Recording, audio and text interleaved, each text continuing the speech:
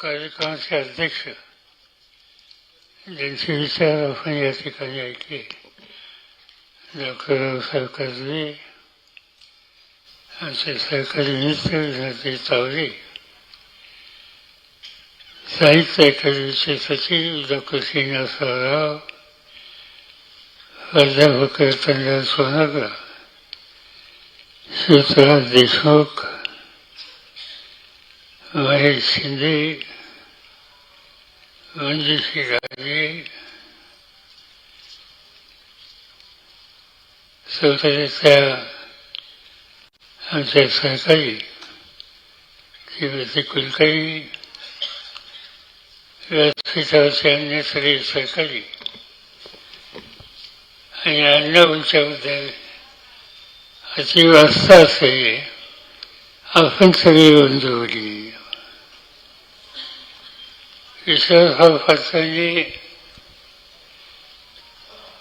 मराठीच्या क्षेत्रामध्ये किती मोठं योगदान दिलं याच्यावर भाष्य करण्याची आवश्यकता नाही. पानिपत ही कादंबरी महाराष्ट्राच्या घराघरामध्ये पोचली असं म्हणलं तर मी अतिशयोक्ती होणार नाही.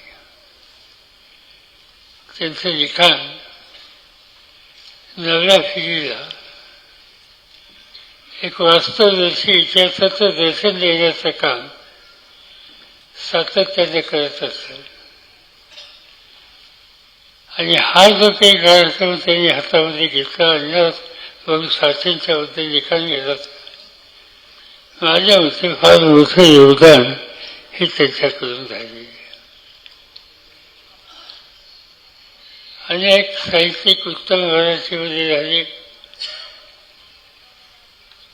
त्यातल्या ते उपेक्षित समाजामध्ये जे फायदा झाले, त्यांच्या साहित्याची उंची आणि दर्जा हा किती असला तरी महाराष्ट्रानं त्यांचं मनापासून किती स्वागत केलं.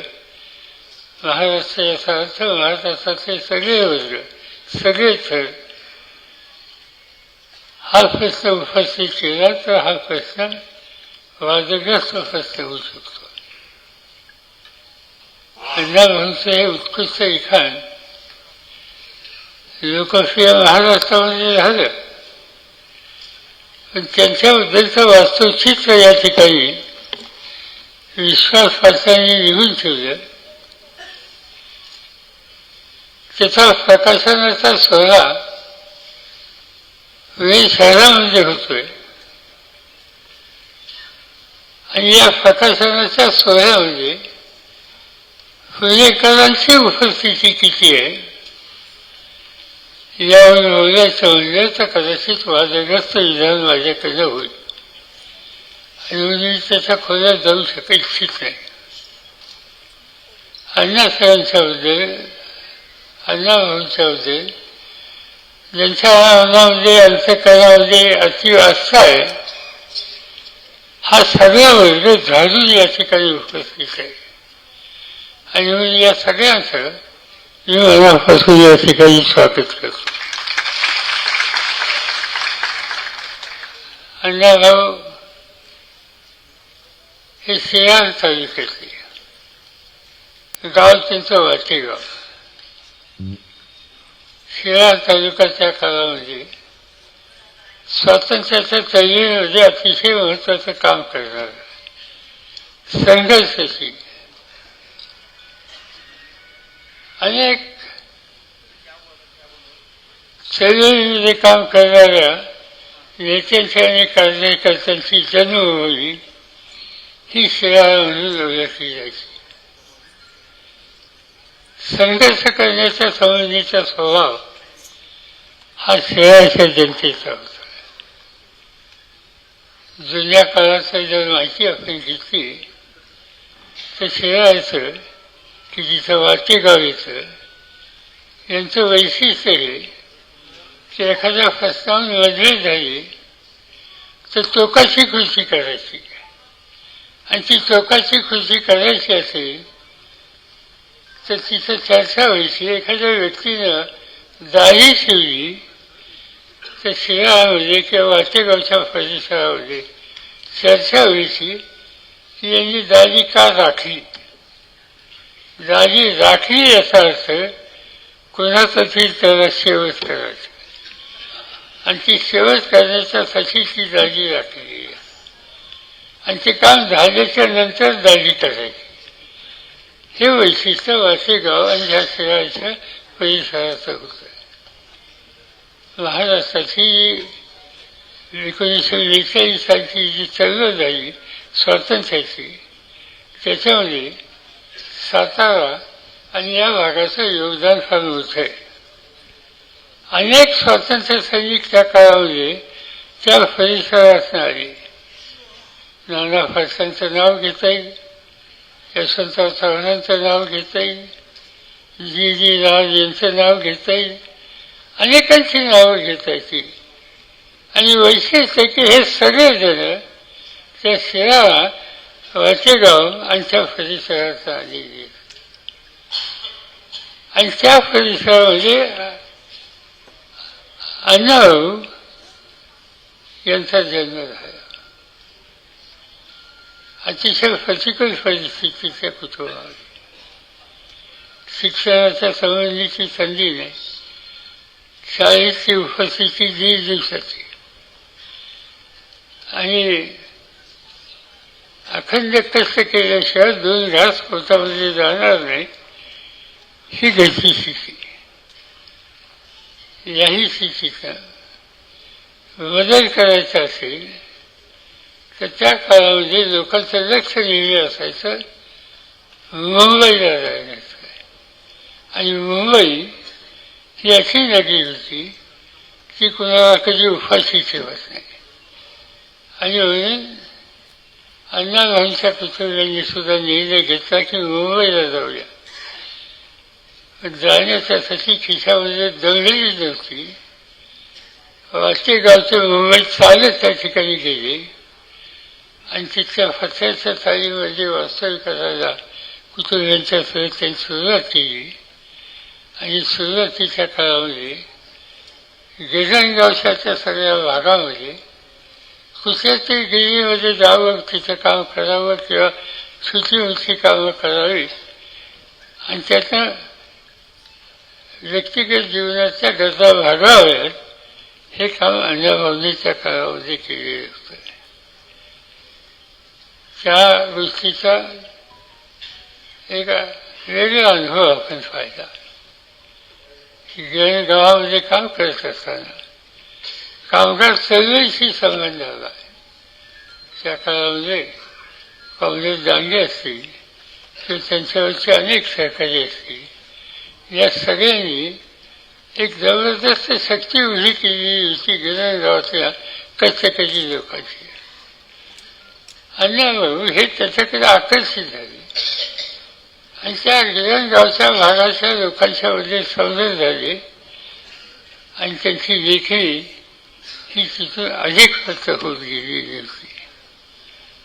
त्यांनी लिखाण केलं, अनेक प्रकारचे लिखाण त्यांनी केले.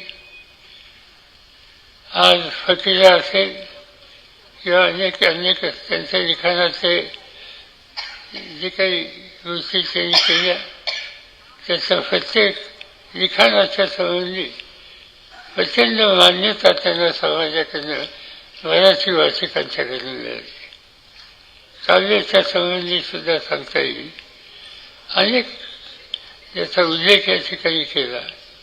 गिरणीमध्ये काम करत असताना घर तिकडं गावाकडं आणि गिरणीमध्ये त्या ॲक्टर आणि त्यामुळे साहसिकच आहे. त्यांनी जे एक अत्यंत लोकप्रिय राहिलेलं गीत त्यांचं, माझी महिना गावाकडं राहिली, माझ्या जीवाची राहिली राहिली, आज त्या काळामध्ये गिरणगावाच्या कामगाराच्या प्रत्येक मुखातून अण्णाभाऊचं हे काव्य सहजपणाला ऐकायला मिळायचं. आज या सगळ्या कामामध्ये असताना ते आकर्षित झाले साम्यवादी विचारासाठी. कवली स्वातीच्या त्या काळामध्ये तुमचं काम होतं गिरणगावामध्ये. तुमची गमतीची स्थिती असायची. गिरणगावातल्या गिरण्यांचं नेतृत्व काँग्रेस केलं, संस्थात्मक, आणि राजकीय विचारधारा ही साम्यवादीची. आणि ते साम्यवादाची विचारधारा अतिशय लोकप्रिय होती. अण्णाभाऊ त्याच्यामध्ये आकर्षित आहे. अनेक बैठकीमध्ये ते उपस्थित असत, चळवळीमधल्या कामात सहभागी होत असत, आणि त्यांचे लिखाण सुद्धा त्यावर आधारित होत असत. या सगळ्या लिखाणातून अनेकांच्याबद्दल त्यांच्या मनामध्ये आस्था निर्माण झाली, आणि अनेक साम्यवादी नेत्यांच्या मनामध्ये अण्णाभाऊंच्याबद्दलचं आकर्षण, आदर हा निर्माण झाले होता. दांडे असतील, आणखी इतर अनेक लोक असतील, या सगळ्यांची आणि अण्णाभाऊंची हा सुसंवाद होत होता. आणि त्यामधूनच त्यांना रशियाला जायची संधी मिळाली. रशियाला गेल्याच्या नंतर त्या ठिकाणी कोणत्या पद्धतीनं देशाची उभारणी केली जाते याचं त्यांनी बारकाईनं निरीक्षण केलं. मग मॅक्झिम गोष्टी असो, कार्ल मार्क्स असो, लेनिन असो, या सगळ्यांच्या संबंधीची एक अतिशय जवळीकीच्या आणि आकर्षणाची भावना ही अण्णाभाऊंच्या अंतःकरणामध्ये झालेली होती. आणि तेच काम नंतरच्या काळामध्ये करण्याचा ते निर्धार केला. आणि अखेरपर्यंत ही विचारधारा जनमानसामध्ये प्रस्तुत कशी होईल याबद्दलची काळजी ही त्यांनी घेतलेली होती. आणि म्हणून असा एका दृष्टीनं अत्यंत वैचारिकदृष्ट्या स्पष्टता असलेला त्या आपल्या विचारामधला शेवटचा समाजाचा घटक असेल त्याच्याबद्दल ते आस्था अखंडपणाने ठेवणारा अशा प्रकारचा नेता, अशा प्रकारचा व्यक्ती होतो. म्हणून आपण सगळेजण अण्णाभाऊंच्याकडे बघतो. असा अतिशय आनंद आहे की विश्वास वाचताना अण्णाभाऊंचा संबंध ही लेखाजोखा भाषिकांच्या, मराठी भाषिकांच्या सोबत अतिशय उत्तम रीतीने ठेवले. त्यांच्या जीवनाचा सगळा सारीफच हा त्यांनी अतिशय सफाईदारपणानं उघडून आपल्या सगळ्यांच्या सोबत ठेवला. त्याचे अन्य भाषेमध्ये ते रूपांतर झालंच पाहिजे. साहित्य अकॅडमीचे प्रमुख या ठिकाणी आहेत. माझी खात्री आहे की अन्य भाषेमध्ये हा संबंध विषय अण्णाभाऊंचा प्रस्तुत करण्याच्यासाठी त्याचं भाषांतर होईल. आणि महाराष्ट्राचाच नव्हे तर देशाच्या कानाकोपऱ्यामध्ये विविध भाषेमध्ये अण्णाभाऊंची विचारधारा पोहोचेल. आणि अण्णाभाऊंची एकंदर साहित्याच्या क्षेत्राची जी उंची आहे ती संबंध देशाला शोधेल अशाच प्रकारचा विश्वास या ठिकाणी बाळगतो. राहता राहिला प्रश्न की अनेक दिवसापासून अनेकांची मागणी ही आहे की अनेकांना त्या ठिकाणी विविध प्रकारच्या पद्धती दिल्या असतात. भारतरत्न ही देण्याच्यासाठी अण्णाभाऊंच्याबद्दल मागणी करावी लागते ही सुद्धा गोष्ट राहिली नाही. राज्यकर्त्यांनी या संबंधीचा निकाल आधीच घ्यायला हवा होता. पण निकाल घेण्याच्या संबंधीच्या ज्या पद्धती आहेत त्याची माहिती आम्हा दोघांना सुद्धा आहे. श्री चौधरी आणि मला मी एवढंच सांगू इच्छितो, त्यांनी सांगितलं की आम्ही दोघंही त्यासंबंधी जी काही पद्धत असते, जी केंद्र सरकारला, गृहमंत्र्यांना एक माहिती पुरवायची असते, त्या सगळ्या गोष्टीची पूर्तता आम्ही निश्चित करू. आणि भारतरत्न अण्णाभाऊंना मिळेल याची काळजी घेऊ.